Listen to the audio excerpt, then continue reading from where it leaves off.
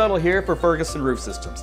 For 43 years, Ferguson Roof Systems has been protecting Oklahoma's homes and businesses with quality roofing services. Their goal was to be the most honest and dependable roofing company in the state, all while providing free services such as lifetime labor warranty and annual inspections. Well, mission accomplished with thousands of client testimonials, an A+ Better Business Bureau rating, and a 5-star rating on Google. Look, the weather gives you enough to worry about, so why worry about who to trust with your roof? Call Ferguson Roof Systems today or find out more at fergusonroofsystems.com.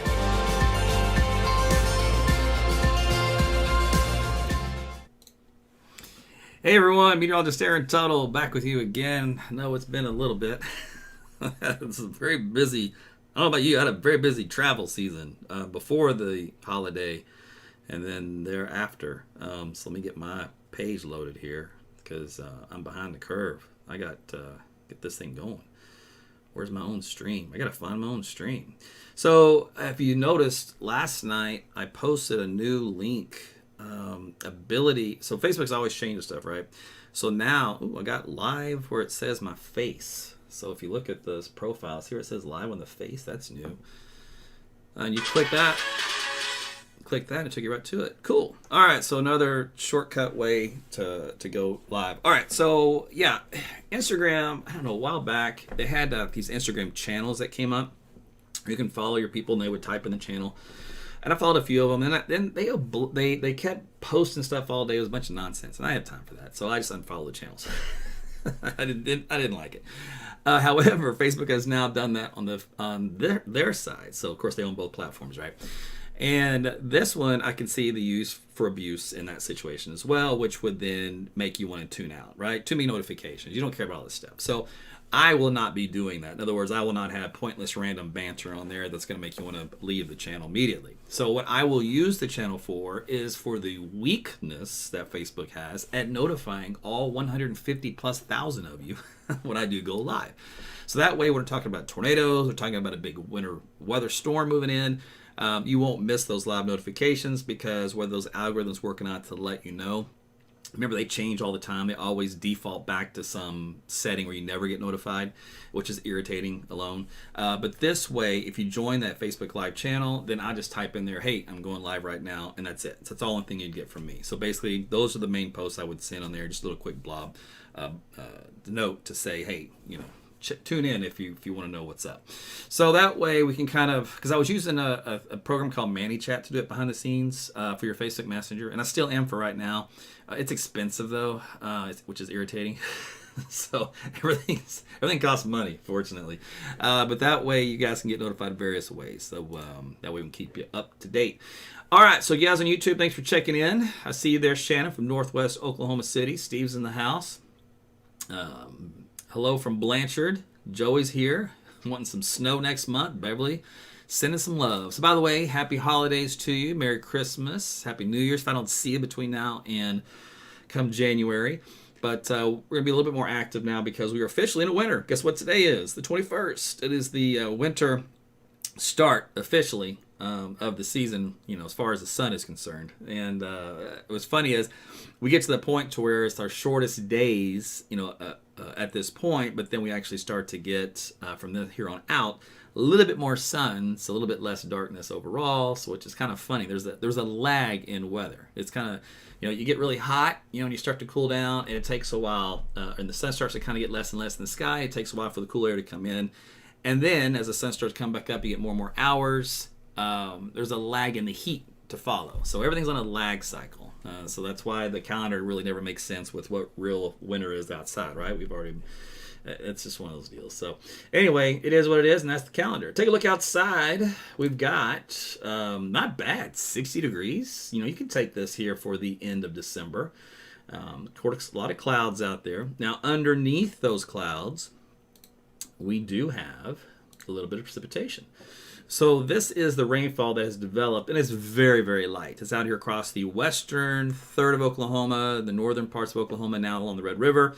A few sprinkles down here on Ardmore and Ada right now. So things are moving very slowly. It's very, very light. It's more of just nuisance stuff. It's not really going to do much for you in the rainfall bucket for the first several hours of this event. It'll probably take until the overnight period until we get some more heavier rainfall to accumulate. Let's see. Watching from Cabo, Jennifer. Man, you're hardcore. Last time I was, I went in Cabo, but when I was in Mexico that one time, we had to deal with an ice storm here in Oklahoma. And then I had a hurricane, and I was getting engaged that trip. That was a fun deal. Okay, leave it to a weatherman to have all that stuff happen on a big day. Okay, so let's see. Let's go to. That's not what I want to do. Let's go to this. Where am I? Where's my maps? Here they are. Okay, so let's take a look first off. Upper level systems in the atmosphere, right? We want to track where the upper level low is, the storm system coming out from the west. See that big red area spinning around? That's the upper level low. For us, you can see how it moves on into our neck of the woods. Look at all that lift in the atmosphere. Everything red is lift in the atmosphere along with it, and that stretches from Texas all the way up into the northern plains. So there's a lot of precipitation that'll fall, and that comes through to a head, I should say, on Sunday night. So that's going to be kind of the heaviest activity where everything kind of moves through, which means for Christmas Day, this is all going to start to slide off to the east as far as the lift in the atmosphere goes, precipitation, but we'll have the cold air come in behind it. I mentioned that in the blog. The system may try to come in a little earlier, and looks like that is what is going to happen.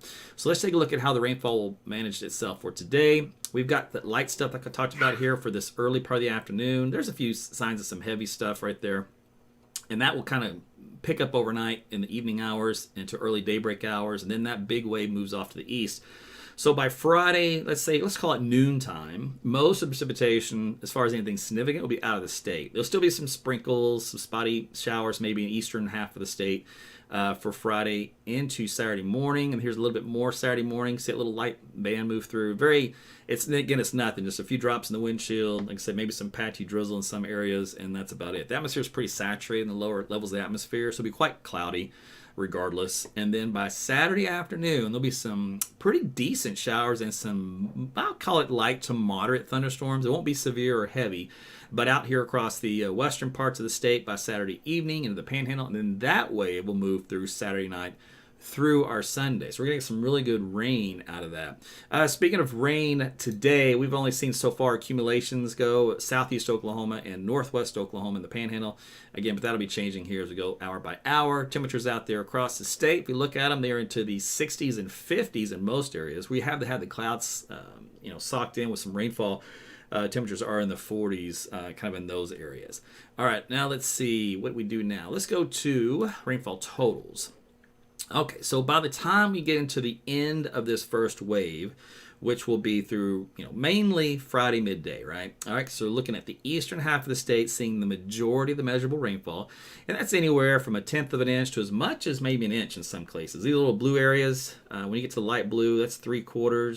So that's the most I see on this map here. There's 6/10, so at least half an inch in some areas of the state. Now, if we go to the second system, as it kicks in from Saturday evening through, let's go to Sunday 6 p.m. So let's back it up right here. That's where the bulk of the rain will fall for our weekend. So if you have any outdoor plans, unfortunately, you're going to have to dodge the raindrops for Christmas Eve. But at least it's not a big snowstorm or ice storm, right? We're looking for, though, widespread amounts anywhere from 1 inch to 2 inches of rain here across central to eastern to southeastern Oklahoma. A lot of lighter amounts out to the Panhandle region this time around. But some very good rainfall, and as we talked about the El Nino outlook for winter for us, is going to be a little bit more on the above normal side of precipitation. So this is kind of what this looks like. And we do need winters like this. We do get more in the way of rainfall because it does help with the drought conditions, etc. And the water table. All right, so let's take a look at the temperatures for today. Like we mentioned, we've got a lot of 50s and 60s out there here for you for this afternoon. So that'll pretty much hold about where they are. They won't really change much. Same thing really for tonight, kind of moderating. By the morning, we'll be in the mid-50s most areas. And then tomorrow, kind of a repeat performance with those temperatures, 50s and 60s. There's Friday afternoon. And then we're going to cool you back down Saturday morning, back into the 40s in northwest Oklahoma, the Panhandle, maybe in the 30s. Otherwise, still 50s and some 60s returning for Saturday afternoon. A little bit warmer, just by a couple of degrees. And then we finally see some changes on Sunday. So Sunday, Christmas Eve, a big cold front comes in mid to late afternoon. So by 6 o'clock, that front should be lining up from really right around just west of Tulsa and Bartlesville down toward, let's say Pauls Valley and then Wichita Falls. So you'll see temperatures fall pretty dramatically from the 60s and 50s into the 40s and the 30s back behind the front. Now, we do have, of course, a wind chill that goes along with that. So even though, for example, it says 42 in Oklahoma City, with the wind gusting up around, 30 to 35 miles per hour, look at these wind chills do. They feel like more like 33. So if you are going to be going out and about for Christmas Eve, I know most places will be closed early, but if you're going to be out and about, you will need to make sure you wear your coats and some gloves, because that'll be a rude awakening. Look, wind chill values, remember, no wind chill value when you have a temperature of 58 degrees on Sunday at noontime, but you got a wind chill value coming in at 33 by the time you head to 6 o'clock in the evening. So that's the big change you're going to notice there. Now we're going to extend this out. I'll flip over to the European model. I think actually I want to do the GFS. It might have a better grasp at the temperatures for Monday morning. And then we can see what it looks like for your Christmas day. Let me refresh this. Oh, you're going to be a punk? Oh, you're such a punk. There we go. He logged me out. I got to log back in. Let's see here. Let's go to local.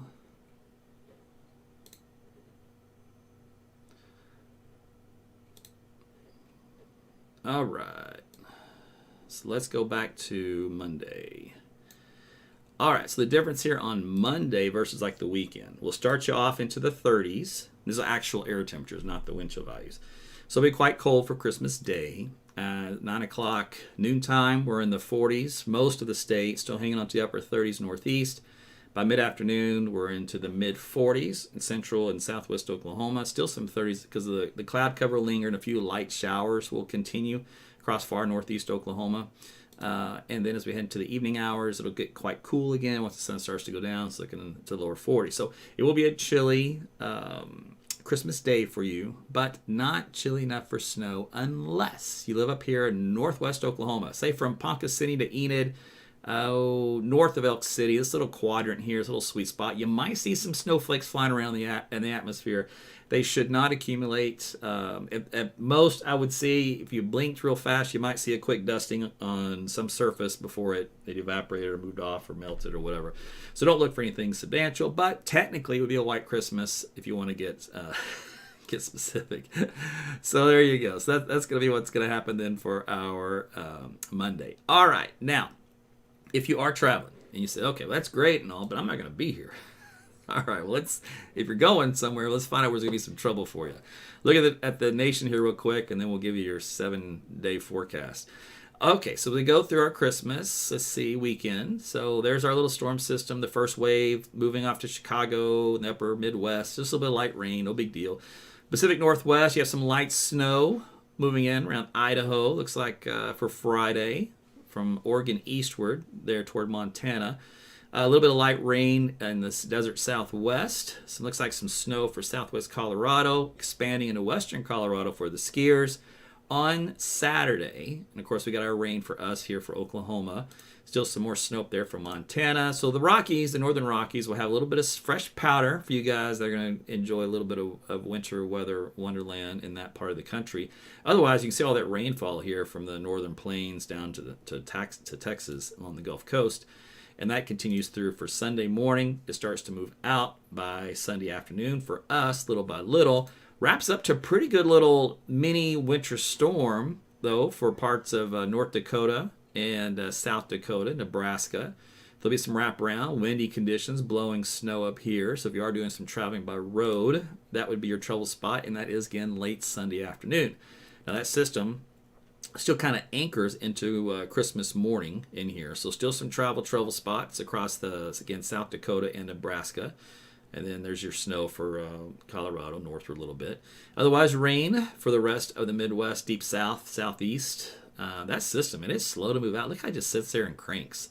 So you might have some really decent snowfalls up here that we'll look at in a second for accumulation totals. Now that I keep seeing a lawn that's going to sit there, that should be some really good snow. So there'll be a nice white Christmas for those folks there across the northern plains. Now, you do see how some of this snow drifts down southward here to the Oklahoma border. So I did mention that, of some light snow moving through across our northern, northwestern counties for our Christmas Day. And that's kind of in the two favored zones. That would be kind of on a Sunday night, Monday morning, and maybe again a Monday night, Tuesday morning time frame. Otherwise, there's some rain across the East Coast for Tuesday. Still wraparound stuff. Good grief, man. Does it ever stop across the northern plains? Pacific Northwest has a new system coming in for a little bit of rain, a little bit of snow in the higher elevations. That mid-country system, though, is finally winding down on Tuesday. It looks like it's starting to lose its punch. A little bit of leftover lingering light showers, no big deal. All right, so going in to say, you know what, that's great, but I'm going to see the in-laws on the West Coast and the East Coast, and we're going long past Christmas. So what does it look like now? All right, well, let's go to Wednesday and Thursday.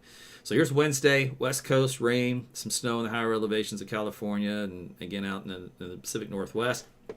The Northeast, Maine, probably a little bit of snow for you guys up in that region. Otherwise, warm enough for rain southward all the way down from the East Coast there down to Florida. And as we head into Thursday, there is going to be a little bit colder that wraps around the back end of this system on the East Coast. So not quite a nor'easter, but it's kind of looking like it's trying to shape up into that. But you do still see the snow across southern Canada up there.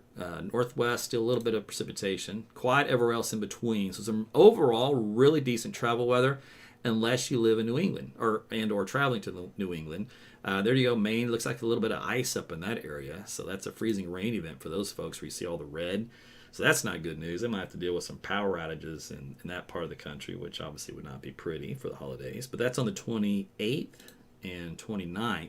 Enough cold air comes in for this little nor'easter that developed to get some snow on the backside in Pennsylvania.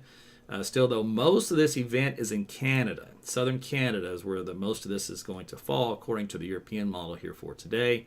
Still some wraparound light stuff there, though, for the Northeast as you head on the 29th and 30th. And that kind of backdoors a little bit here to the Great Lakes area, down towards Chicago, Columbus, Missouri.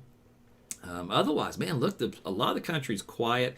West Coast is still off and on of these little showers that move through. And we have this little surface high in the middle, this H, that has dug its heels here in the middle part of the country, providing us quiet, dry, and cooler weather to round out the month of December.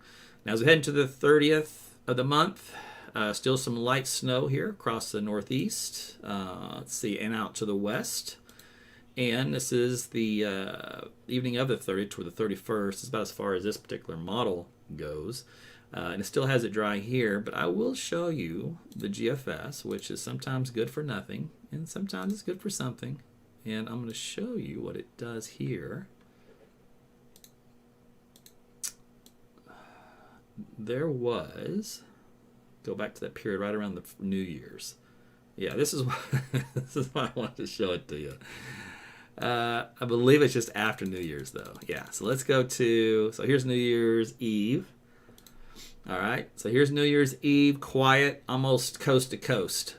That's what we want to see, right? You want some nice, quiet weather for your traveling, for your celebrations. Cindy, I have no sound. All I can say is turn up your volume.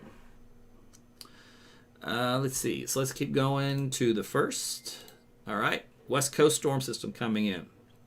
Now, I will tell you this. The GFS sometimes likes to wish cast. It likes to give us empty promises. But if you were to take its run, to the bank and cash it in now, it would say we would have a winter storm in here around the 3rd of January. So our first week of January would have a little winter storm through here. Would it be heavy or a lot? Way too early to tell. And would the actual day be right? Way too early to tell. And will it actually happen? Way too early to tell.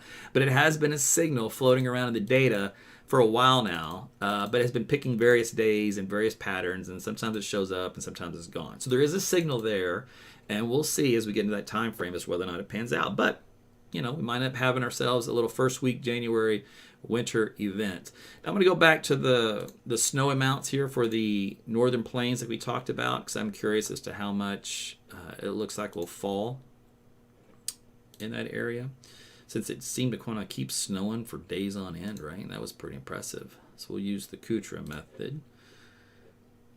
And I shall use last night's data. Oh my goodness, that is a lot of snow.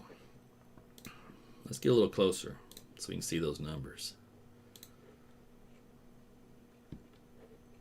All right. So we'll go out to Tuesday. I think Wednesday was pretty much starting to shut down, if I recall, right? 156. So we'll use that. Okay, so here are the western two-thirds of Nebraska. Widespread 6 to 12 inches of snow. You get into South Dakota, good grief, the model really loves these areas, up around 2 feet of snow.